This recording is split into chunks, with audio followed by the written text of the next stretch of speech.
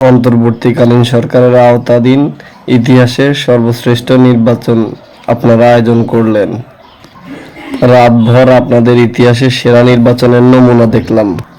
এখন দেখছি কেউ কেউ বলছেন নির্বাচন সুষ্ঠু হলে ফলাফল মেনে নেব।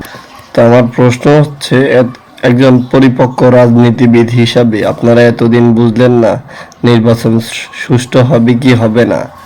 আজ নির্বাচনের দিন বলতেছেন নির্বাচন সুষ্ঠু হলে মেনে নেব, না হলে বর্জন করবেন।